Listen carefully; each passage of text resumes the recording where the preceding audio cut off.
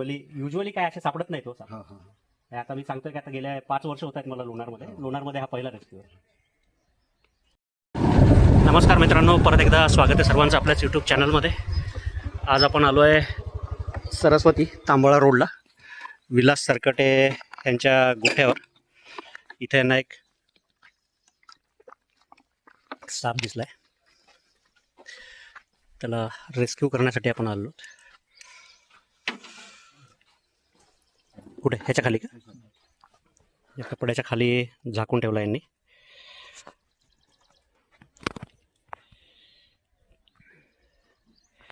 बघूयात कुठला साप आहे.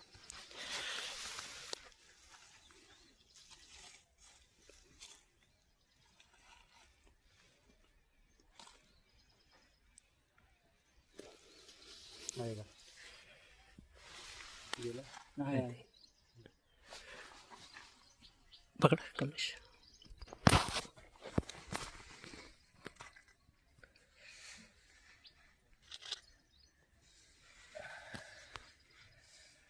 बघू शकता मित्रांनो, आत्तापर्यंत लोणारमध्ये हा रेस्क्यू झालेला नाही आहे साप. याचं नाव आहे मराठीमध्ये काळतोंड्या, इंग्लिशमध्ये ड्युमरिल्स ब्लॅक हेडेड स्नेक. बऱ्यापैकी दुर्मिळ असलेला हा साप, जो एक दिसायला सुंदर स्पेसिमन. तिकडे चावली, अतिशय सुंदर साप. त्यांनी व्हिडिओ पाठवला होता, पण त्या व्हिडिओमध्ये व्यवस्थित दिसत नव्हता साप. तोंड जे आहे ते पूर्ण काळं असतं. काळ्या तोंडाच्या मागे एक पेल येलोइश व्हाईट कलरची स्ट्रीप असते. शरीर जे आहे ते थोडंसं तांबड्या रंगामध्ये. अतिशय सुंदर साप.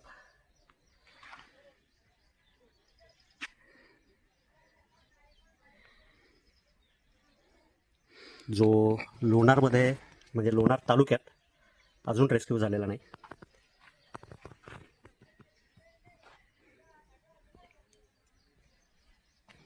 छान. First find you can say.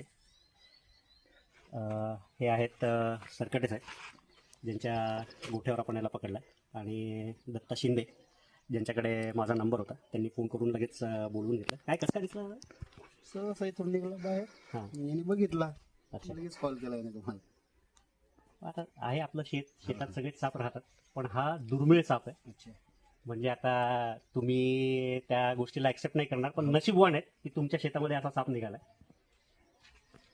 Usually काय असे सापडत नाही तो साप. हां हां हे आता मी सांगतोय की आता गेल्या 5 वर्ष होत आहेत मला लोणारमध्ये हा पहिला रेस्क्यू आहे.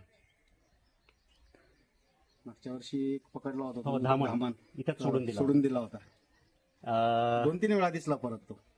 अगदी म्हणजे कौतुक करावं असे शेतकरी आहेत म्हणलं तरी चालेल. कारण मागच्या वर्षी ह्यांच्या इथेच गोठ्याच्या मागे एक चांगलाच मोठा, जवळपास 8-9 फुटाचा धामण साप पकडला होता. जो त्यांना त्या सापाबद्दल सगळी व्यवस्थित माहिती दिल्यानंतर त्याची जी उपयोगिता जी आहे, त्याच्याबद्दलची जी भीती आहे, ती त्यांची पूर्ण नाहीशी झाली होती. आणि या सापाला आपण इथेच सोडून दिलं होतं, जिथं पकडला तिथेच. त्याचा व्हिडिओ मी अजून यूट्यूबला टाकलेला नाही, लवकरच तोही व्हिडिओ टाकेल. म्हणजे एक ओव्हरऑल सगळं लक्षात येईल की जी काही माहिती मी सांगतो दरवेळेला, तर ती लोकांना पटल्यानंतर लोकसुद्धा त्याला समर्पक प्रतिसाद देतात. ज्यामुळे सहअस्तित्व दरवेळेस जे मी म्हणतो कोएक्झिस्टन्स फार जास्त महत्त्वाचं आहे, की ह्यांच्यासोबत आपल्याला कसं राहायचं त्याच्याबद्दलची व्यवस्थित सगळी माहिती घेऊन त्याच्याबद्दलची भीती कमी झाली की ऑटोमॅटिकली सगळे प्रॉब्लेम सॉल्व्ह होतात. तर खूप खूप धन्यवाद. असंच सांगितलेल्या गोष्टींवर थोडासा अंमल करा. पण एक गोष्ट मी परत तुम्हाला प्रकर्षाने सांगाल की पायात बूट घालून यायचं शेतात येताना. कंपल्सरी पायात बूट ठेवायचे, कारण साप समोर असल्यानंतर कधीच चावत नाही. अंगावर पाय दिला तर मात्र 100% चावतो. नाही, बिनविषारीचा. ठीक आहे. ड्युमरिल्स ब्लॅक हेडेड, मराठीमध्ये काळतोंड्या, द बेस्ट एव्हर स्पेसिमन. लवकरच त्याच्या नैसर्गिक अधिवासात त्याला आपण सोडून देऊया. चला, धन्यवाद दादा. हाय मित्रांनो, आता थोड्या वेळापूर्वी ह्याच जागेवर पकडलेला काळतोंड्या साप, ज्याचं इंग्लिश नाव ड्युमरिल्स ब्लॅक हेडेड स्नेक, जो बऱ्यापैकी दुर्मिळ असलेला साप आहे. म्हणजे आत्तापर्यंतच्या माझ्या पूर्ण कार्यकाळामध्ये फक्त दुसऱ्यांदा म्हणजे रेस्क्यू पहिल्यांदाच केला आहे आणि बघितला आहे दुसऱ्यांदा असं म्हणता येईल. 2007मध्ये पुणे येथील भुगावमध्ये हा साप मी एका सर्पमित्राजवळ बघितला होता. त्यानंतर पहिल्यांदा आजच बघितला आणि रेस्क्यू केला. तोंड पूर्ण काळं असल्यामुळे ह्याचं नाव काळतोंडे असं आहे. मानेवर एक पेल येलो कलरचा पट्टा आणि मानेपासून पाठीपर्यंत काळ्या ठिपक्यांची एक रांग असते, जी नंतर शेपटीकडे पुसट होत जाते. तपकिरी आणि शेपटीकडचा भाग जो आहे तो पूर्ण राखाडी. पोटाकडची जी साईड आहे ती हिरवट पिवळ्या रंगाची. लांबीला जास्तीत जास्त 1-1.5 फुटापर्यंत वाढणारा हा साप आहे. म्हणजे हा पूर्णपणे ॲडल्ट असलेला साप. मुख्य खाद्यामध्ये छोट्या पाली, छोटे सरडे, सापसुरळ्या आणि ह्याच्यापेक्षा लहान असलेल्या काही इतर सापांना हा साप खातो. पूर्णपणे बिनविषारी. शेपूट लांब लंबुळकी असते, निमुळती एकदम.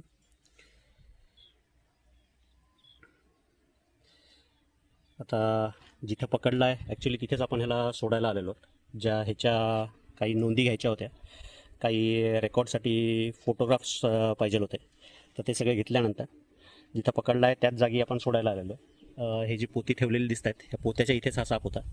पळून जात असल्यामुळे त्यांना मी शेतकऱ्याला सांगितलं होतं, जे सरकटे साहेब आहेत, की त्याच्या अंगावर एखादा कपडा टाकून ठेवा. तर त्यांनी त्यानुसार त्यावर कपडा टाकून ठेवला होता आणि त्याखाली तो लपून बसला होता. पूर्णपणे बिनविषारी. मराठी नाव काळतोंड्या, इंग्लिशमध्ये डुमरिल्स ब्लॅक हेडेड स्नेक.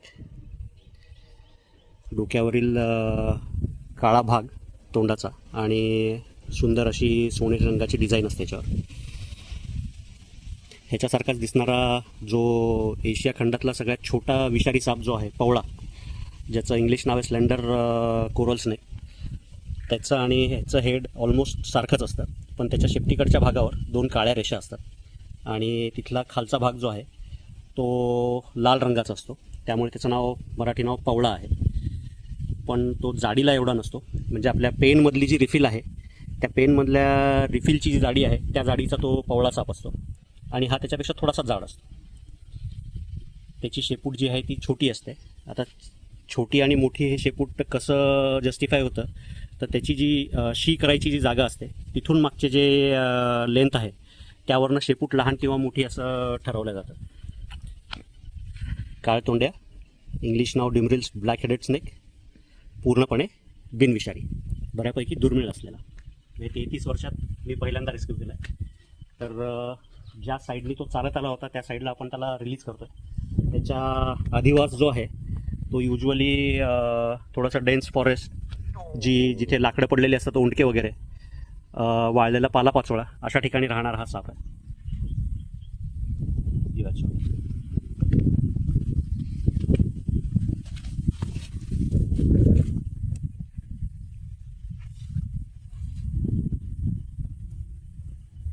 आज ॲक्च्युली जे शेतीचे मालक आहेत सरकटे, त्यांच्याशी जस्ट आत्ता फोनवर बोलणं झालं. ते इथे ॲक्च्युली त्यांच्या हातानेच सोडायचा होता, पण काही कामानिमित्त त्यांना अचानक जायला लागलं. त्यामुळे त्यांच्या अनुपस्थित हा साप त्यांचा कन्सर्न घेऊन त्यांच्याशी बोलून ह्या सापाला सोडलं आहे. त्याच्या आधीसुद्धा तुम्ही ऐकलंच असेल की इथेच धामण साप पकडला, तर तो सुद्धा आपण इथे सोडला आहे.